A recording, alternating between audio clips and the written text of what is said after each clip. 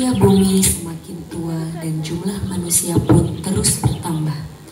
Dari masa ke masa Allah terus mengutus para nabi serta rasul untuk membimbing manusia.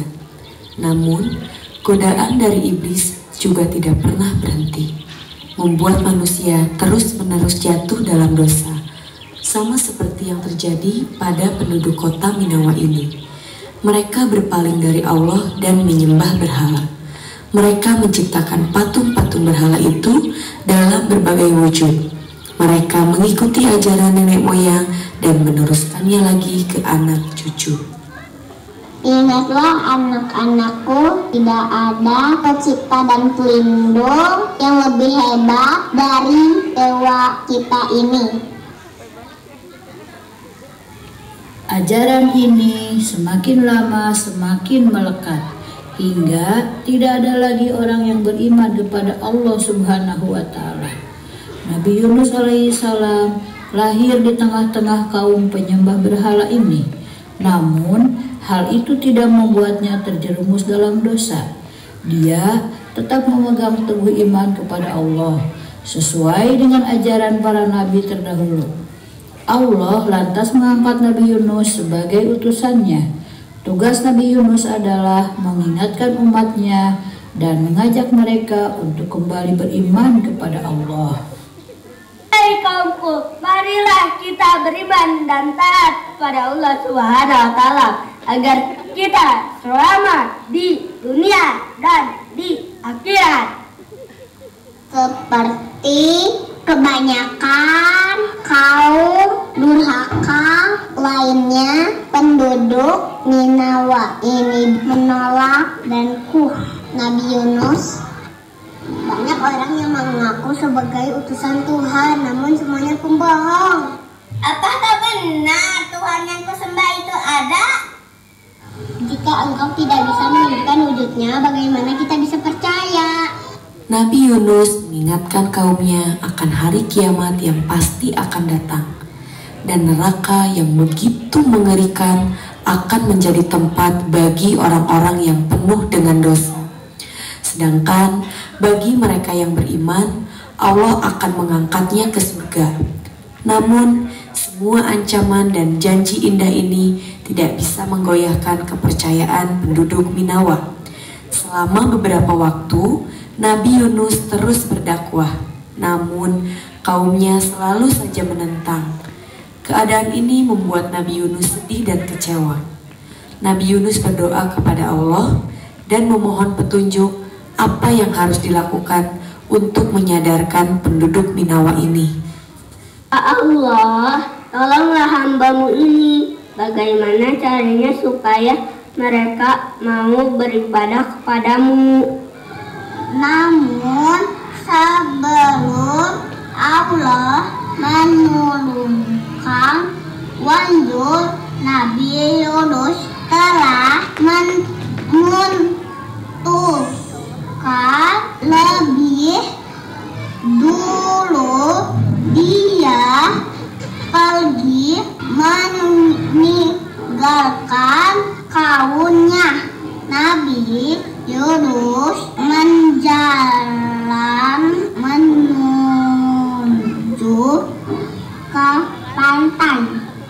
Dia mencari sebuah kapal penumpang dan berniat pergi ke tempat lain. Allah itu matahari sudah hampir terbenam.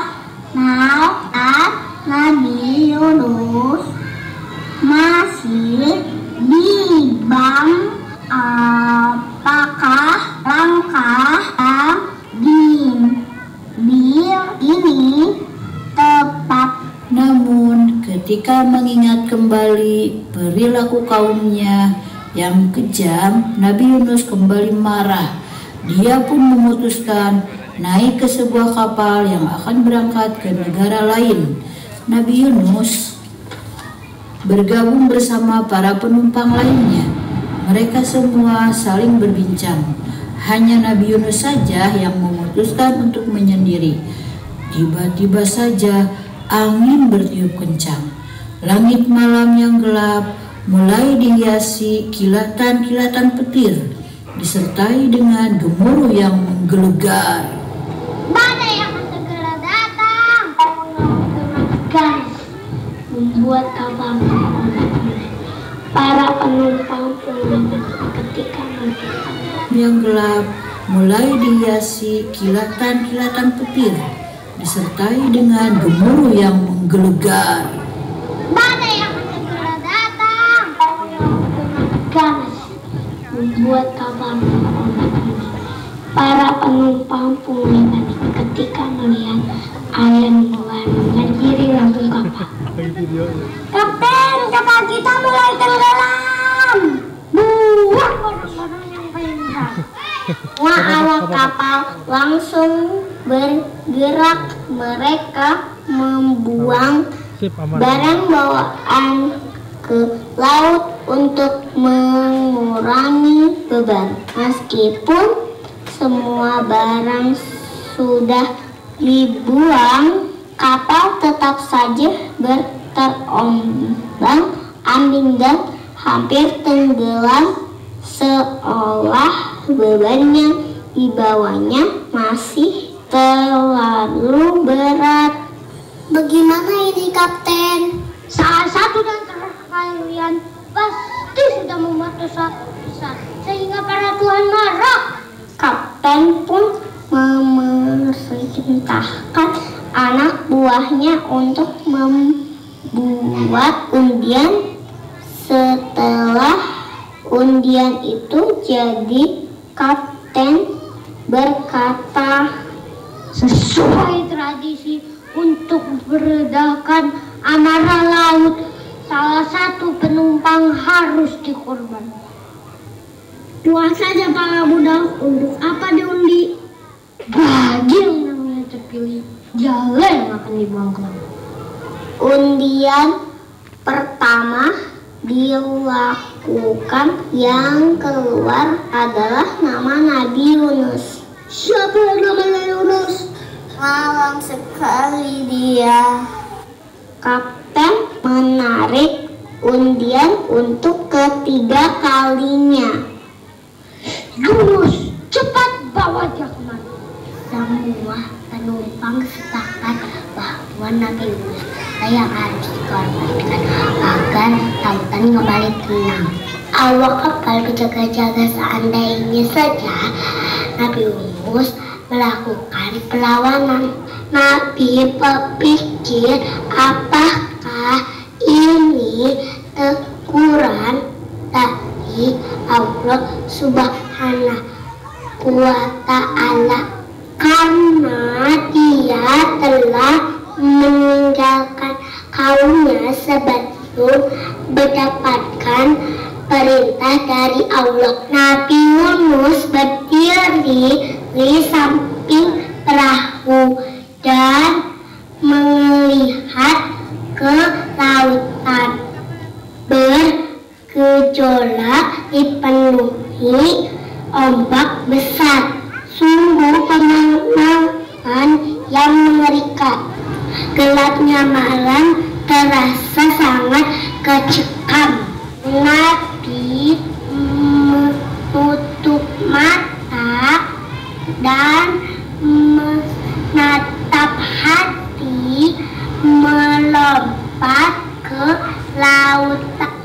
Saat Nabi membuka mata, seekor ikan paus yang sangat besar tempat di depannya. Ikan paus itu menelan Nabi Yunus hingga jauh ke dalam perutnya. Kemudian ikan itu menyelam jauh ke dalam lautan. Nabi mencoba menggerakkan tangan, menggerakkan kaki, menggerakkan kepala, dan seluruh tubuhnya semua masih terasa normal. Alhamdulillah, aku masih hidup. Namun Nabi Yunus kini terjebak di dalam 3 kegelapan, yaitu kegelapan malam, kegelapan perut ikan, dan kegelapan dasar lautan. Nabi merasa sungguh berdosa. Dia kemudian bertasbih dan berdoa memohon ampunan kepada Allah Subhanahu wa Ta'ala. La ilaha illa anta subhanaka inni kuntu minadz zalimin. Artinya, tidak ada Tuhan selain Engkau, Maha Suci Engkau. Sungguh aku termasuk orang-orang yang zalim. Selama terjebak di dalam perut ikan, Nabi Yunus tidak pernah berhenti bertasbih. Dia bertaubat dengan sungguh-sungguh. Allah Subhanahu wa Ta'ala mendengar tasbih Nabi Yunus yang menggema dari dalam perut ikan. Atas kesungguhannya itu, Allah menurunkan perintah kepada ikan paus agar membawa Nabi ke permukaan laut. Ikan itu berenang menuju ke sebuah pulau dan mengeluarkan Nabi Yunus dari dalam perutnya. Allah Akbar, Nabi Yunus berhasil selamat di perut ikan tanpa kekurangan di dalam perut ikan, membuat Nabi lemah dan kesakitan, apalagi setelah dia berdampar di pantai. Sengatan sinar matahari membuat kulitnya terbakar. Tengah rintiannya, Nabi terus bertasbih memohon pertolongan dari Allah. Kemudian Allah menumbuhkan labu yang memiliki lebar untuk melindungi sinar matahari. Yunus bertahan hidup dengan bantuan labu serta daunnya yang lebat. Daun itu mampu melindungi kalau panas dan dingin. Beberapa waktu kemudian, Nabi berangsur-angsur pulih dan sehat kembali. Setelah itu, Allah memerintahkannya untuk kembali kepada penduduk Ninawa dan menyampaikan wahyu bahwa Allah telah menerima taubat mereka semua. Nabi Yunus sungguh terkejut melihat kaumnya telah berubah. Ketika Nabi tiba di kota, mereka menyambut dengan hangat. Kami takut azab dari Allah akan segera datang ketika engkau pergi meninggalkan kami. Benar, karena itulah kami beriman dan beribadah seperti yang Engkau ajarkan, berharap agar Allah mengampuni dosa kami. Masya Allah, penduduk Ninawa yang tadinya menyembah berhala, kini telah beriman dan bertaubat kepada Allah Subhanahu wa Ta'ala. Dan mereka semua bersujud syukur. Ketika mendengar bahwa Allah telah menerima taubat dari mereka, kini penduduk Ninawa hidup makmur dan bahagia. Nabi Yunus pun melanjutkan dakwahnya lagi hingga usia 110 tahun.